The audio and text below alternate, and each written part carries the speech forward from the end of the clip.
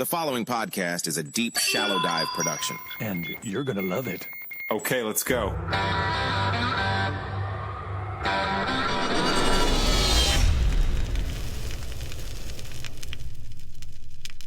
So anyway, man, I'm so glad to have you. And I know we've got an agenda, but before we get to that, we're going to go on to the main topic of the day. Anyway, hey, listen, everybody. Wanted to introduce Greg Stoker here. This is a guy that I've been following on Instagram probably for over a year. And honestly, you know, along with some of the other folks I've brought on, Josephine Gilbo, Alan Chaparro, some of those guys, Greg has been one of the guys that I personally look to really get a nuanced and balanced take on, you know, what's going on. A lot of his content has been directed toward Gaza. He's talked about the Ukraine-Russia stuff, but more than anything, he talks about politics and geopolitics, you know, in my opinion, from a really unique perspective. And that is his military background, because here's a guy that's been in the military and understands, you know, that aspect of it. So welcome, my man. How you doing? Just another day in an insane news cycle. We've got Syria descending into civil war. We've got detention of green card holders for political beliefs. We've got a potential ceasefire in Russia and Ukraine that doesn't look super sustainable and looks like it could actually end up having the war go on longer. But yeah, so I'm just doing my news job, trying to keep up with everything, and it's tough.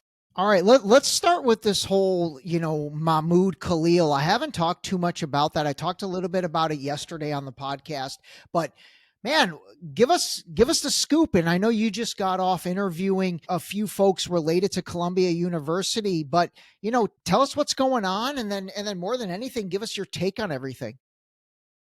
Yeah, so basically the bottom line is Mahmoud Khalil was a recent graduate student of Columbia University, and he was a student organizer. He was an activist, didn't have the most radical things he would say and do would be to exercise his First Amendment rights and say things so crazy as Palestinian and Jewish liberation are intertwined. And he said that on CNN. But he was one of the big activists and organizers on campus, and he was directly targeted for his political beliefs. And one of the reasons he was targeted was because technically he's not a U.S. citizen. He's a green card holder. He's a legal resident who's married to an 8-month pregnant U.S. citizen, and they're trying to deport him back to Syria. Yeah, that's crazy. Was he one of, I didn't even know he was a graduate student. I thought he was an undergrad. So he was a grad student, kind of one of the leaders of the protests at Columbia. But from everything I've seen, you know, that protest during last summer at Columbia and every other university, it was Jewish students, Muslim students, Christian students, Jewish faculty, Muslim faculty, Christian faculty. Like, to me, it was such a melting pot of everybody united under one thing, and that was, hey, let's stop killing innocent women and children. So they're targeting him, saying, you know, probably what, he's pro Hamas, he's pro, yes, you know, destruction. What is it? Oh, no, he's pro Hamas. He's a terrorist sympathizer. One thing that's interesting, and you have to keep in mind, he hasn't been charged with a crime. They didn't issue a warrant for his arrest.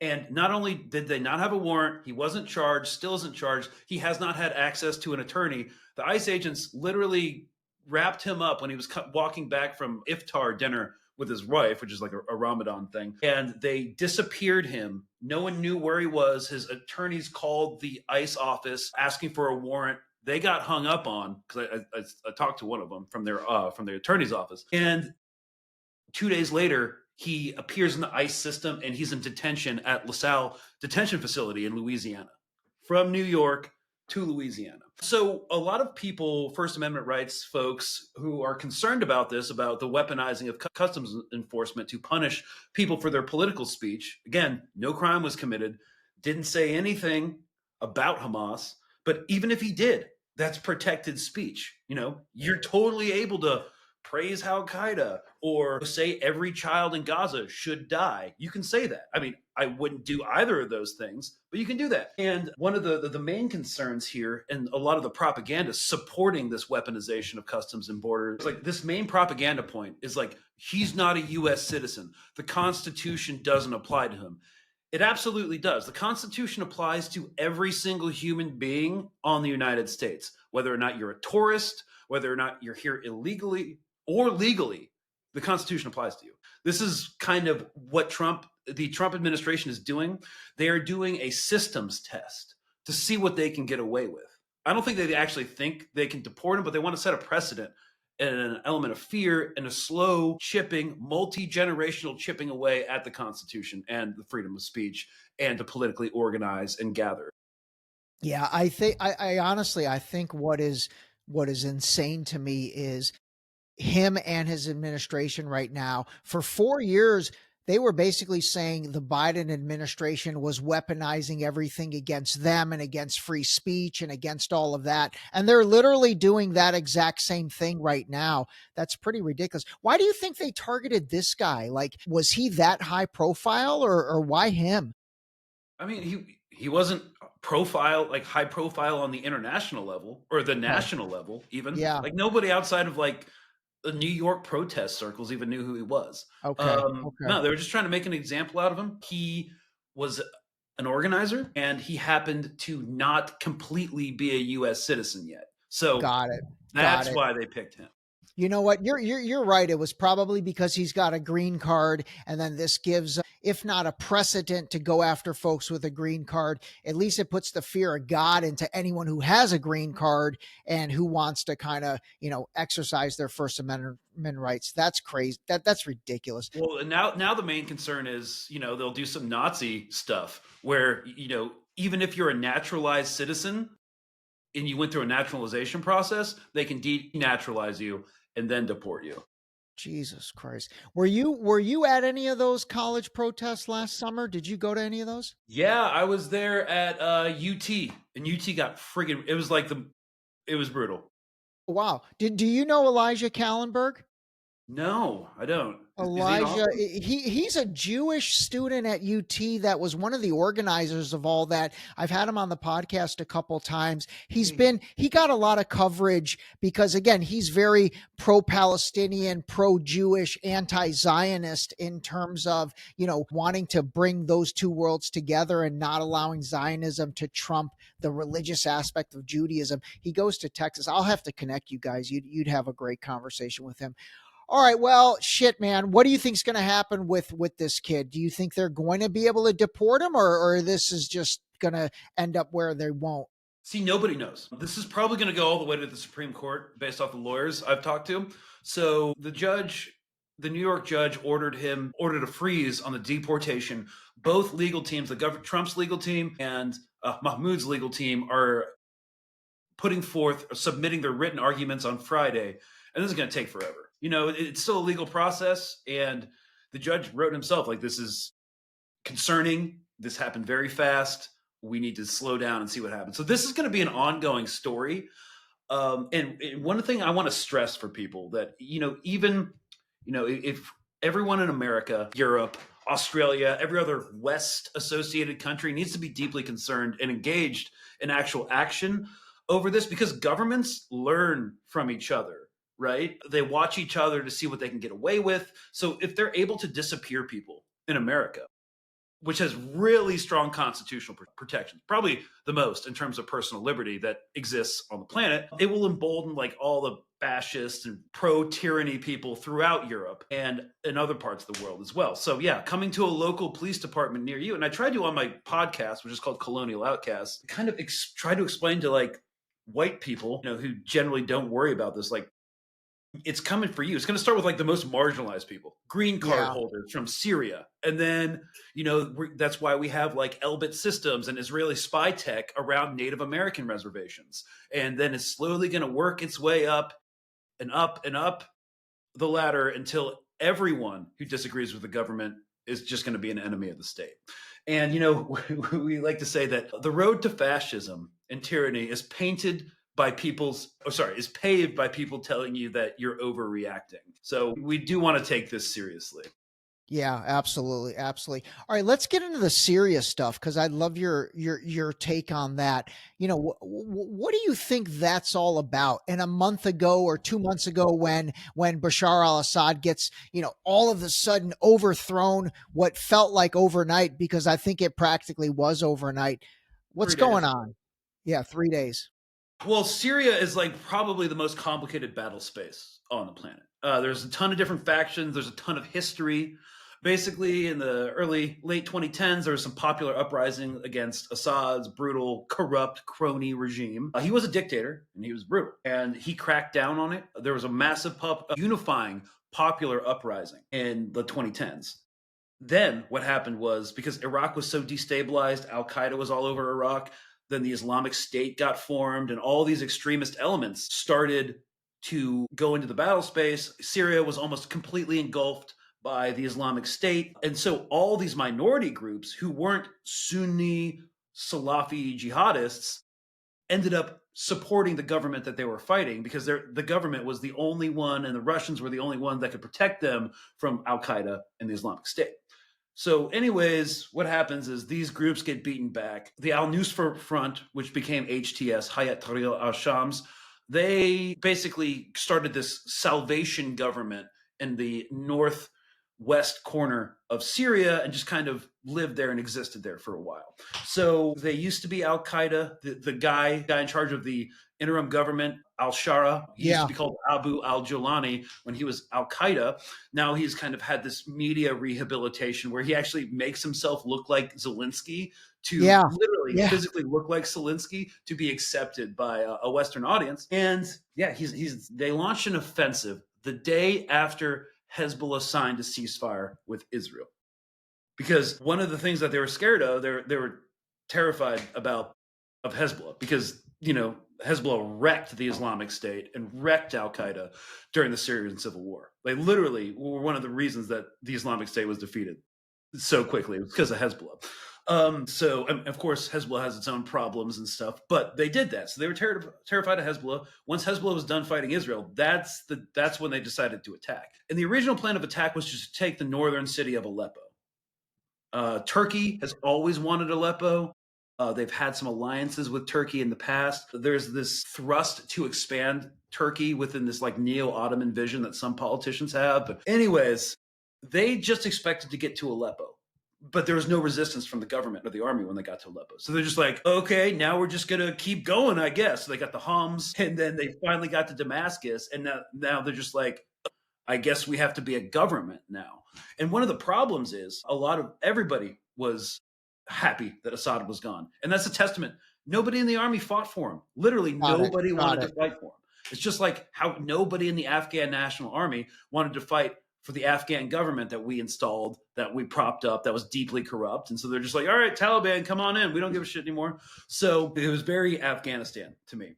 So Assad was bad, but it's not like the people a month ago wanted this HTS and al-Jolani. I mean, it's so crazy. The dude's changed his name. The organization's changed his name. I feel like that's part of the confusion act. But what you're saying is Assad was bad, but it's not like the people wanted this guy in. Like, to me, a lot of minorities do not want him in, because I think he's more of like all he wants is political power.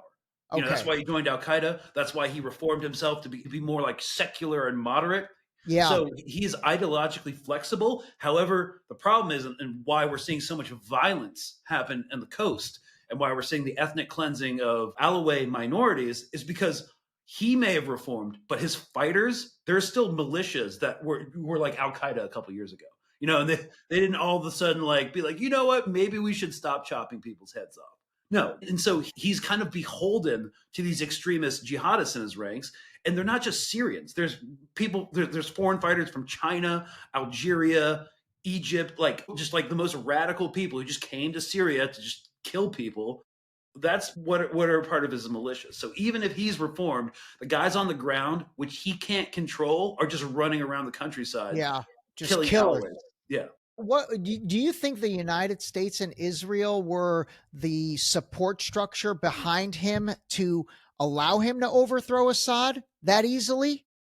Well, you see, Assad was, again, deeply corrupt. He Yeah. basically hoarded all of Syria's wealth while the US was doing a maximum pressure sanctions campaign against Syria. So the economy was being choked by him, his cronies, and his like multi millionaire business buddies, and the full pressure sanctions from the West on Syria. So they really didn't have a chance.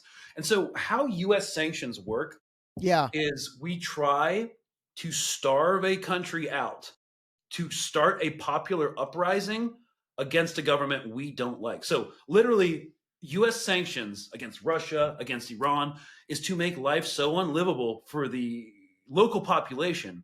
And this is what the CIA will never tell you, but this is what sanctions are essentially. So unlivable that the people blame the government, they uprise, and they overthrow the government. So insofar as that happened with the maximum pressure campaign in Syria, yeah, the US was behind it.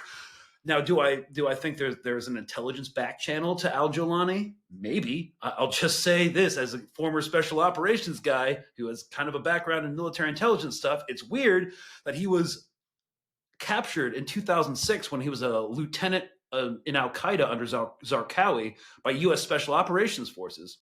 He was captured by U.S. Special Operations Force in 2006, Yeah. and he was released in 2011 when the Syrian civil war kicked off. Yeah. Kind of sus to me, but there's nothing proving it. I can't prove what's going on with that, but it's kind of weird, guys. Yeah, that's a Homeland Claire Danes asset right there, in my opinion.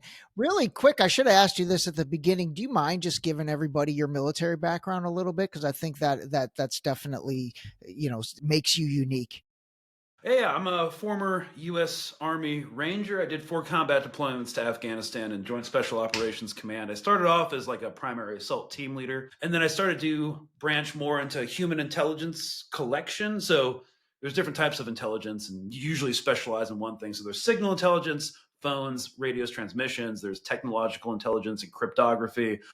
Human intelligence, I collected information from humans, generally through field interrogations and talking with some sources.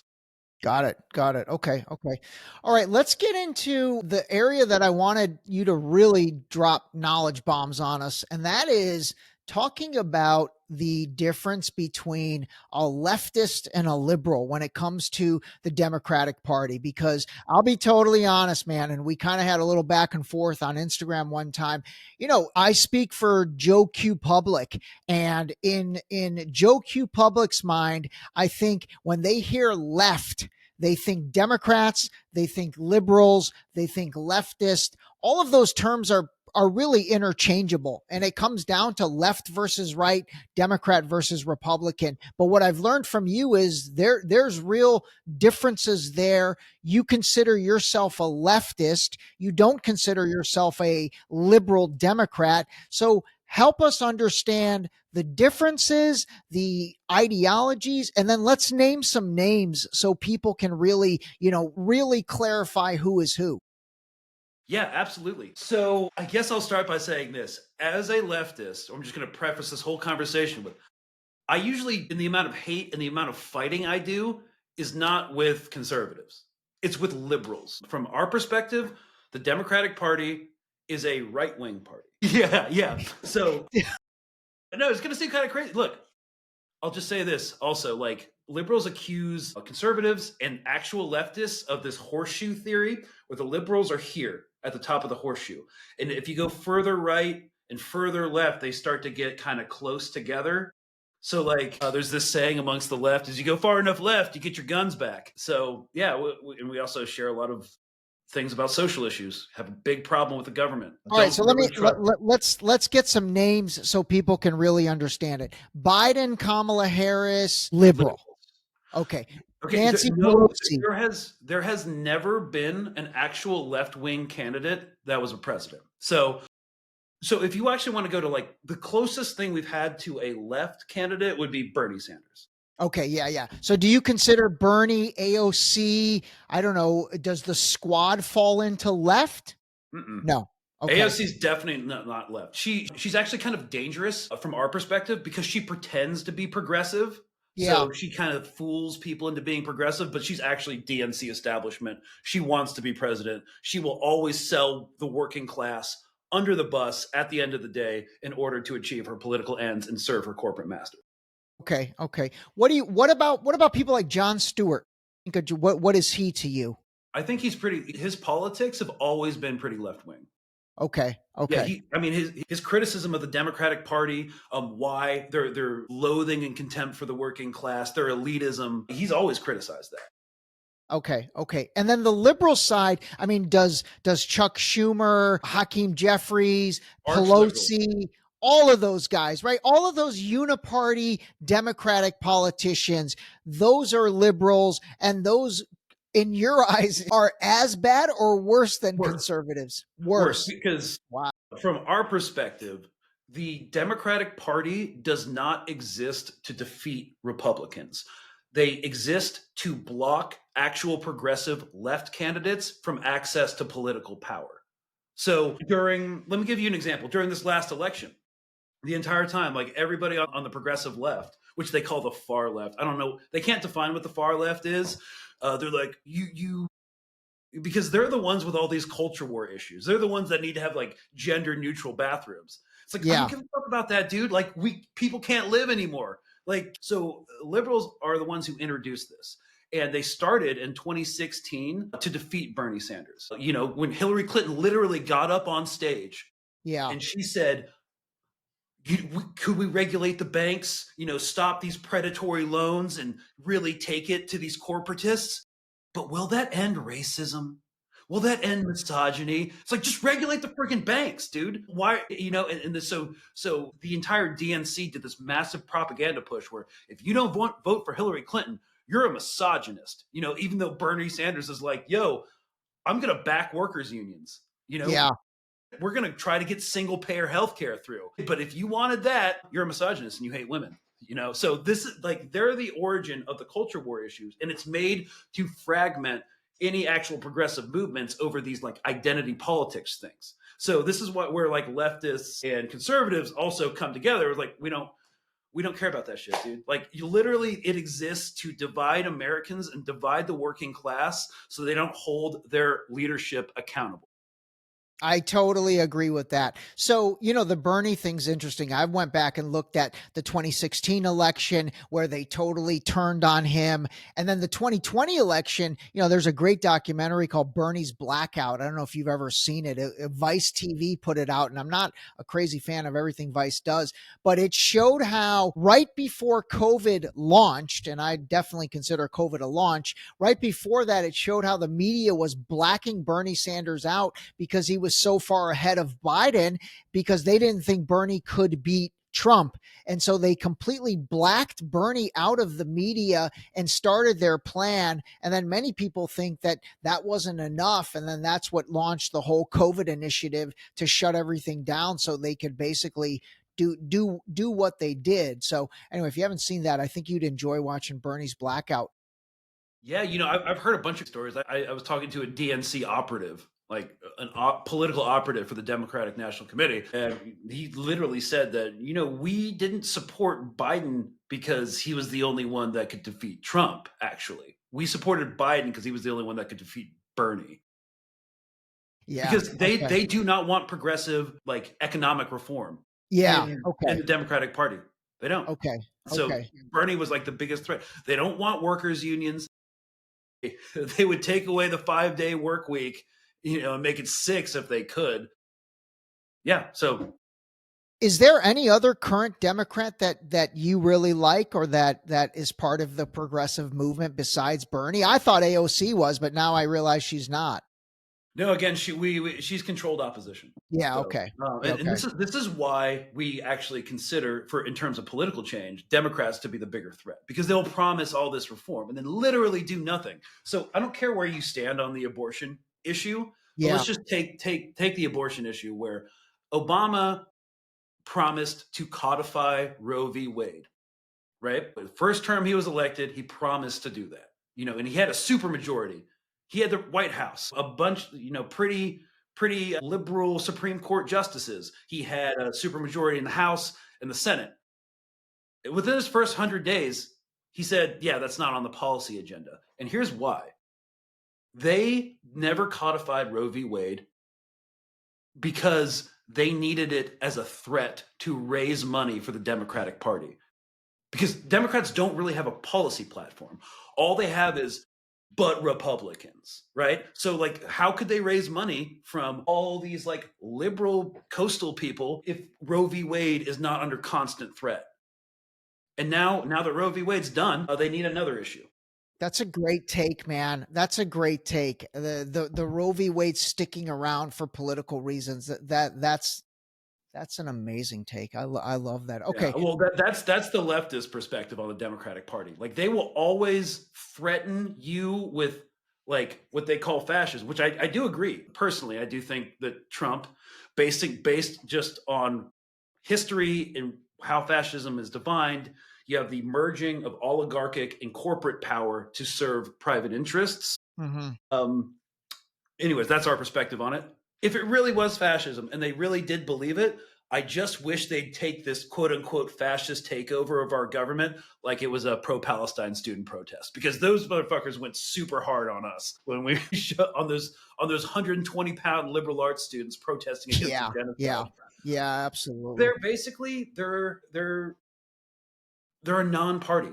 And now what they're trying to do, and what they've been trying to do since 2016, and it hasn't worked for them, is go for moderate Republicans who are disaffected by Trump. Chuck Schumer said on C-SPAN on 2016 during Hillary's failed campaign, and they haven't updated the strategy at all. He said, quote, "For every blue-collar, working-class Democratic voter that we lose in Western Pennsylvania, we will gain 2 to 3 college-educated Republicans." How's that been working out? How's that strategy been working out? No one's going to go for Republican light. They're just going to go for Republicans. Yeah. It's because the Democrats love to lose, and I'm not sure they want to win. Yeah. Who do you like? Any of the Republicans right now? Do you like? I mean, I'll tell you, the two guys I like are Thomas Massie and Rand Paul. That's really about it. Yeah, I like those guys. I mean, I disagree with some of their policies, but I respect that they've been morally consistent their entire career. I also like how Thomas Massie has taken zero money from foreign lobbyists. Yeah. I think that's insane. And the fact that Trump now is going after Thomas Massie, and he's the only Republican who's taken $0, especially from AIPAC. You know, it's pretty obvious what's going on with Trump and the administration. I am curious if the average MAGA voter eventually, sooner versus later, is going to wake up and see it. Like, I don't know, man. I feel a little divide happening in the Republican Party. I see a lot of people online questioning, the stuff he's doing with Gaza is insane. Maybe they're okay with ending the Ukraine-Russia war, but the stuff he's talking about doing with Gaza and turning it into a Trump resort and all that, I think people are like, wait a minute, what is this all about? What are your thoughts?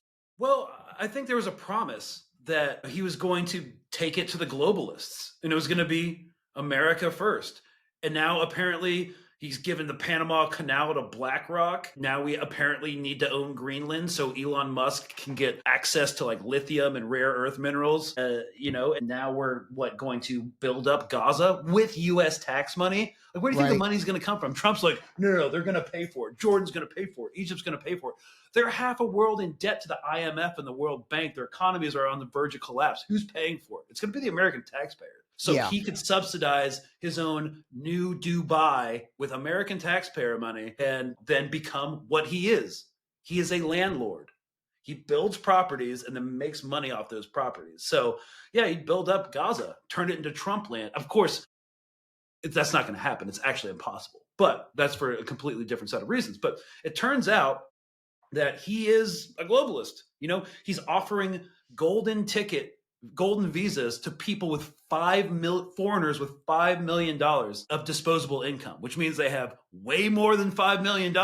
So what are they going to do? They're going to go to Miami and San Diego, buy up a bunch of property and extort working class Americans for rent. Like, this is his landlord globalist class coming to America to screw us all over. And some MAGA people are starting to be like, wait a second, something's not right. Yeah. Let me throw out a couple names and just give me your take. Tucker Carlson. I think that he's got a pretty good take on Gaza and some of the Russia-Ukraine stuff. Don't like his domestic policy. I fundamentally disagree with a lot of Republicans because I don't believe this is a leftist perspective. I don't think the cops and the police are actually here to protect Americans. They exist to protect private property, so like company property, which is different from your house, which is personal property.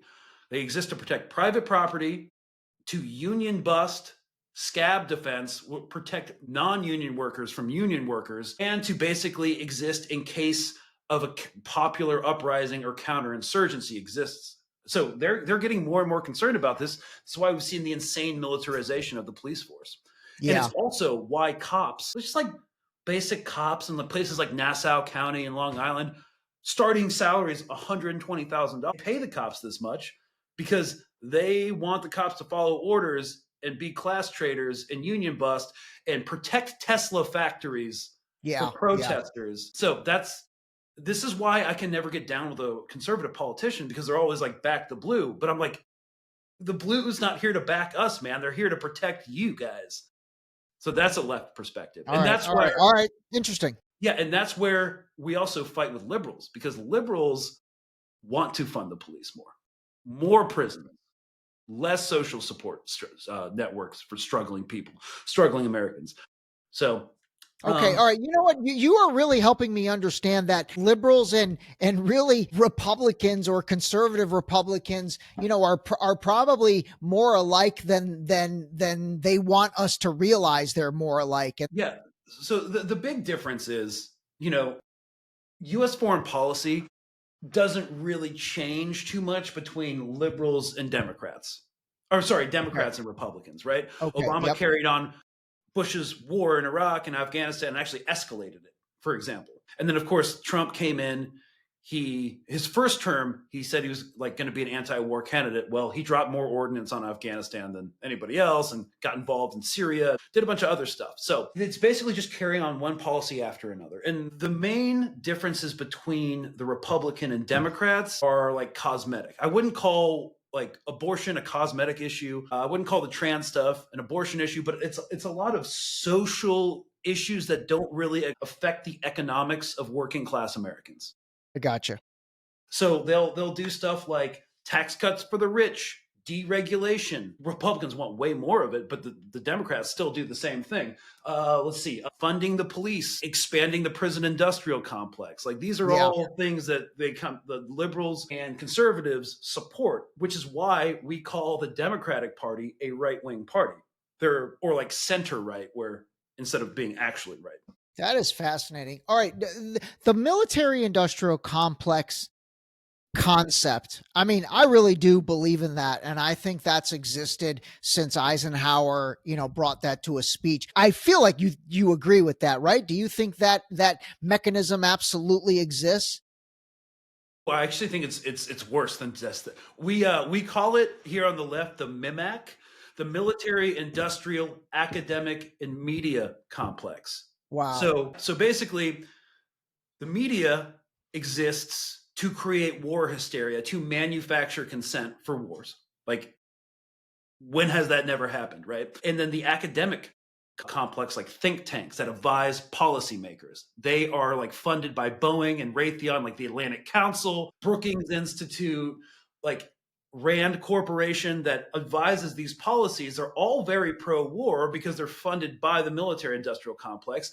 And then people who sit on the board of Boeing and Raytheon also sit on the board of these media corporations as well, because these uber rich people who sit on boards are in multiple sectors, you know, so you may be on the board of like an oil company and also General Dynamics, right? So it's all this one big complex. It's not just the military industrial complex. It's the legacy mainstream media and these Washington academic think tanks that manufacture consent so that the military industrial complex can wash money out of the public sector, which is taxpayer money, into the private sector, and we never see it again. It goes into $20 million Christmas bonuses for CEOs of Boeing, Raytheon, and General Dynamics. Yeah, no shit. You sounded like Julian Assange right there. You absolutely sounded like Julian Assange. Yeah. Whom, by the way, what thoughts on him, Julian Assange? What do you think? I mean, WikiLeaks has been an indispensable tool for being an informed public. So 100%. Okay. Yeah. What about you? I talked about this the other day. You know, the whole Gaddafi, Libya, Benghazi, Hillary Clinton, all that. You have a quick take on that? Gaddafi had to die. He had to die because he was trying to de-dollarize and break U.S. hegemony in North Africa. Got it. Yep. Okay. With the dinar, backing it with gold, bring together the Pan-African countries, have their own currency, get off of the petrodollar and stop relying on that. Yeah, dude, I feel that same way. Okay. Yeah, and because, and he tried to do it before BRICS was doing it. Like we can't overthrow China, Russia, India, Brazil for trying to de-dollarize, but he was just going at it alone. So sending NGOs funded by USAID to foment revolution against Gaddafi, smear him as a dictator in the Western media, and manufacture consent for a regime change war. Hillary has a regime change war kink. She's one of the worst people that's ever existed. But yeah, if you ever talk to Libyans or people from North Africa, everybody loved Gaddafi. Yeah, I know. No one considered him to be a dictator. Yeah. Do you think that same regime change plan was what they implemented with Saddam Hussein? I mean, maybe Osama bin Laden to an extent, but I think he was used as a scapegoat for 9/11. But it's like that U.S. regime change, which like General Wesley Clark has talked about. So many people have talked about that. It seems like there really is a formula to that. And so Saddam fell under that. Gaddafi fell under that. Maybe Bashar al-Assad fell under that. Although again, I think Assad was a bad dude, but was he bad for the reasons we're told he's bad? Like all that stuff kind of fits that plan, huh? Yeah. So Saddam, I mean, he never should have been overthrown. Like we wouldn't have the Islamic State. We wouldn't have this completely destabilized Middle East. But of course, Saddam had a very powerful military that could challenge Israel. The Iraqi military before we invaded could absolutely have overwhelmed the IDF. The only thing that Israel had that could defeat Iraq was nukes, which they don't have, Yeah. So they needed to go and this is why Israel hates Iran so much, because they're the only regional power that can challenge their complete hegemony in the region. Sorry, Yeah. Saddam had to go. So Benjamin Netanyahu, the Israel lobby, really was one of the main driving factors for the war in Iraq. Yeah. And so after Iraq needed to go, then Iran was next on the target list. And of course, the Iranian government didn't give a shit that Saddam was gone. They hated him. They fought a war in the 80s where millions of people died. And, Iran didn't want Saddam on their border because Iran has this massive unsecurable border against Iraq. And they weren't as powerful militarily as the Iraqi army was at the time. But so while at one time they supported the U.S. in Iraq, overthrowing Saddam, they knew that they were next. So that's when they started to get involved in the war by like giving them IED technology, by funding sectarian militias in Iraq to bog us down so much that we couldn't invade them because they knew that they were next. So that never would have happened. This whole axis of resistance with like Hezbollah connected to Kataib Hezbollah and the popular militarization units in Iraq to like these other groups in Syria to the Yemen. Iran made this axis of resistance in order to not be destroyed, essentially, because they knew the Brookings Institute was putting out position papers on how to invade Iran and how that could happen back in 2009, even before that. So it was a lot of it was, survival. I mean, I'm not a fan of the Iranian government, but I know what they did, why they did. We've been the most destabilizing. And what I mean by we is the U.S. and Israel, because I see Israel as our little colony that also controls us. Yeah. I mean, do you think the U.S. controls Israel or Israel controls the U.S.? It's a symbiotic relationship. Okay. Because first of all, it's just capitalism. Yeah. They get paid, we get paid. Our defense sectors and high tech sectors are completely intertwined as well. It's not just because foreign lobbies petition our politicians, and it's not just because they've got blackmail on a couple Democrats and Republicans, probably more than a couple. Yeah. It's our this entire complex, this capitalist complex that we've created over generations in our relationship with Israel is so deeply intertwined. Yeah, it absolutely is. All right, let me ask you on some topics. If you have a take, give it. If you don't, we'll move on. Epstein files. They'll never be released. Okay. I agree with you. Netanyahu, give us your take on Netanyahu. He is the Houdini of politics. Whatever mess he gets into, he can get himself out of it. I don't think he's going to go anywhere anytime soon. Yeah, but hopefully he dies of prostate cancer, because apparently he's got that. Okay. Wow. Yeah, let's hope that does happen. What about, you think like Robert F. Kennedy Jr. and this whole, make America healthy again? Like, is this something that has legs to it? Is that somebody I don't know. He's not considered, when he was a Democrat, he wouldn't have been under the left progressive side, would he? Not even close. Not even close. Yeah. Okay. No, we did have some things he liked, but I don't know, man. I didn't like having to get COVID vaccines, but other vaccines, like for measles, yeah, kind of irresponsible that you're out there using your platform saying that vaccine. We still want to believe in science. Yeah, of course. Okay. Like, I don't trust big pharma with their Pfizer and Moderna shots at the end, like the beginning of COVID. But like polio vaccines are probably something our kids should have. Yeah, no, I feel you on that. What are your thoughts on Putin and Zelensky and the Ukraine-Russia war in general? Well, it's a war that never needed to happen. There's this narrative about Russian imperialism, but they wanted to reconstruct the USSR. It's like, first of all, dude, Russia is a capitalist system now. They're not going back to freaking socialism. All right. Second of all, that's not how they forward their interests. They believe much more in like soft power and also like clandestine or kind of under the books military agreements. That's why they've got Wagner Group in Mali and the Sahel, and that's why they had a few bases in Syria. But like, invasion is not something they really do. It's not something they even did like really that much when they were the USSR, right? Okay, yeah. So it was very much provoked by NATO expansionism. Okay. All right. I feel that same way. I listen to Professor Jeffrey Sachs a lot and John Mearsheimer. I don't know if you listen to those guys or like those guys, but the whole concept of NATO expansionism being what really is the driving force to this. To me, it really does line up and it makes a lot of sense. Yeah. And I'm not a fan of Putin or how he does things, but yeah. Okay. That doesn't mean like you have to keeping great power politics come into play, right? I don't like how, like, when it comes to Russia, Ukraine, people either like simp for Zelensky or simp for Putin. It's like, they're politicians, man. Yeah, they got to the place they're at because their values are like fungible. I will say that Putin's a master statesman.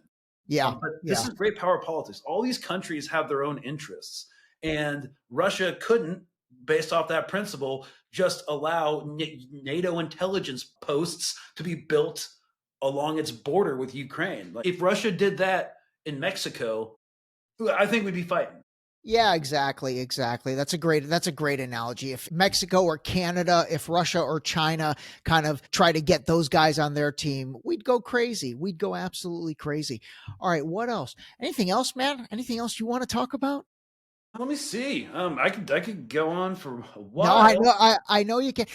When people talk about the deep state, the whole concept of the deep state and all that, like, what is that to you? And again, if you feel like name names, because I always feel that makes it more relatable. But if not, what is that to you?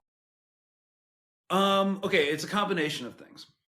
The deep state is basically bureaucrats that have been in place since, like, I don't know, I was talking to a guy at the CIA that was at the CIA, and he was like, dude, there's like old freaking fossils that have been at the CIA crafting policy since the Bay of Pigs.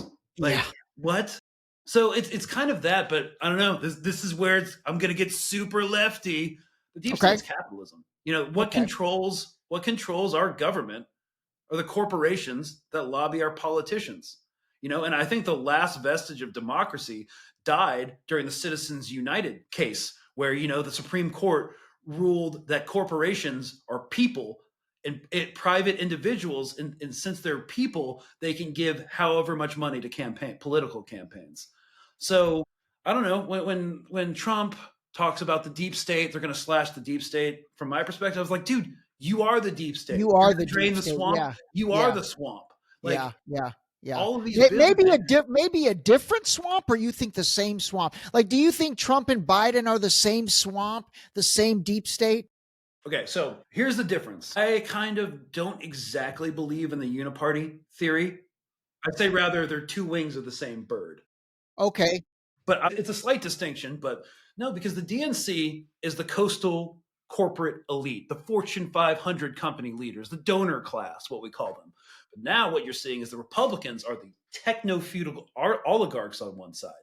And so they're like the same class in some ways. They're of uber rich, uber wealthy people, but they have different visions for how the country should go. However, what they will never do, and what they will always agree on, is stamping down on public unrest and the working class. So if you look at this position paper put out by the DNC about what they need to do, it's called the Third Way Comeback Retreat. So you know how the Heritage Foundation that crafted Project 2025 is a conservative, I would call it uber conservative think tank that advises and crafts GOP policy, right?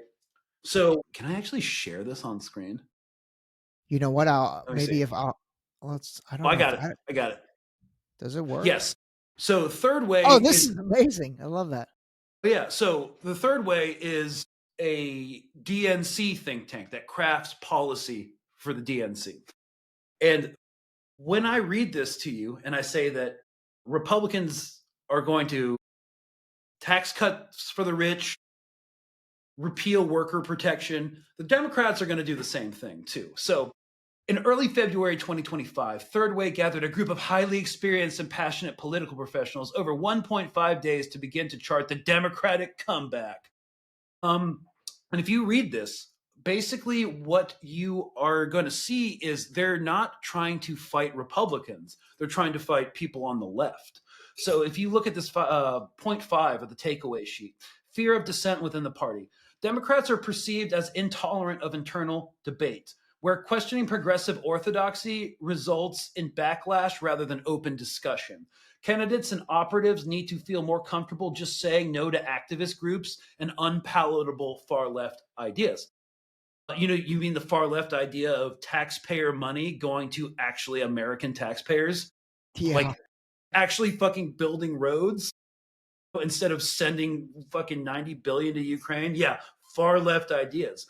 And of course, like the Democratic Party really supported the war in Ukraine as well. So yeah, they really did. It's crazy how the Democratic Party is all in on Ukraine. The Republican Party's all in on Israel when it comes to spending taxpayer dollars.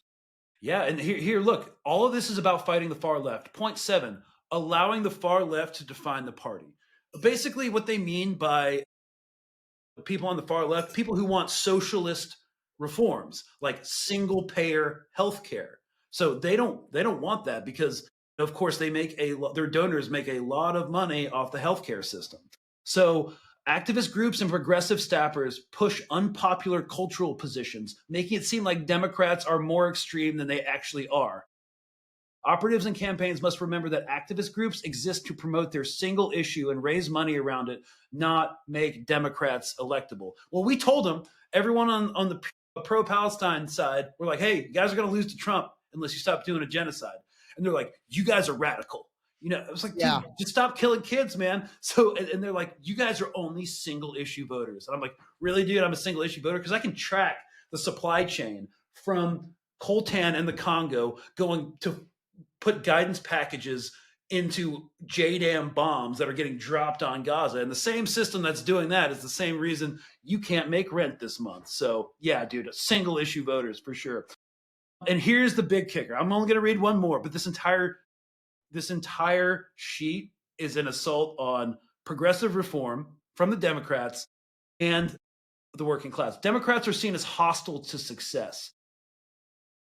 indifferent to people's desire to attain wealth, while reflexively attacking wealthy business leaders instead of promoting economic mobility and aspiration. It's basically just like a class defense of corporatists. Got it. Got it. So that's like a liberal think tank that's comparable to the Heritage Foundation with their Project 2025. That's almost like the liberal version of Project 2025 that's trying to, I guess, weaken the lefty progressives. Yeah. Okay. All right. Gotcha. Because again, they're there to protect their wealth. No, I get it, dude. I get it. I think you're totally on with that. You know, the analogy of two wings of the same bird. I've said two heads of the same snake because I think snake adds a villainous touch to it. But you're the United Snakes of America. Yeah, exactly. All right. What do you think is going to happen the next year? Do you think that, you know, things are going to get? It's going to be a fucking shit show, man. Well, it's going to be a shit show. The stock markets are incredibly volatile. They're crashing. Yeah. Trump was straight up asked point blank by a reporter, is there going to be a recession? And the subtext was, yeah, there's going to be a recession. Yeah. So we're going to have to look for that. There's going to be more civil unrest. As life becomes more and more unlivable for Americans, prices aren't going down. From my perspective, the Trump administration and all the oligarchs that he has surrounded, the tech bro oligarchs that he's surrounded himself with, are basically there to plunder the U.S. government, slash it, take what they can, and get as rich as possible off of us. That's wild, man. That's wild because honestly, that's exactly what they said the Biden administration was doing. And they're literally seemingly doing the same. That's crazy. It's funny that, you know, Elon Musk talks about saving a few $1 billion by slashing all these regulatory bodies that were investigating like SpaceX for, you know. Yeah. I forget what their investigation was, but malfeasance essentially. So slash that regulatory agency. If he wanted to save the American taxpayers money, he could just not take billions and billions of dollars of taxpayer money to subsidize Tesla and SpaceX and all his other business ventures, because he's already the richest man on earth, right? So all of these oligarchs are like, you know, socialism. It's like you literally are doing socialism when you use taxpayer money to fund your business. That's socialism. But we can't have single payer healthcare. Come on, dude. The hypocrisy is so insane. And this is where I align more with the non-MAGA right than I do with liberals. Okay. As a leftist. I got you. Well, listen, this has been great, man. I know you're pressed for time, so I don't want to keep you too much longer, but I really do think it's healthy for everybody to understand the difference between leftist and liberal, especially within the Democratic Party, and realize it's not one united front. In fact, we despise each other. And one more point on this before, I don't want to forget this. This is a really important point.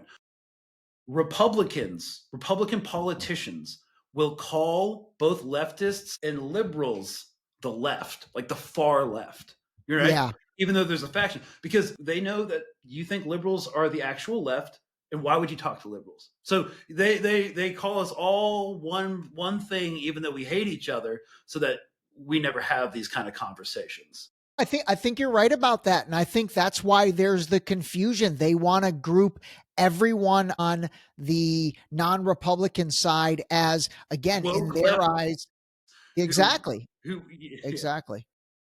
No, I agree with you. All right, man, listen, stay on the line. All right, everybody. I hope you guys learned something. I definitely did. We'll bring Greg back on and dive into some more deeper stuff. I asked Greg on purpose dude is so intelligent. I said, hey, let's dumb it down this episode, but we'll bring him back to do some good stuff. All right, hold on the line. This episode was brought to you by the new book, Deep Shallow Dive Into You, available now on Amazon and Barnes & Noble in hardcover and paperback. Don't forget to sign up for our new mailing list on our website at deepshallowdive.com.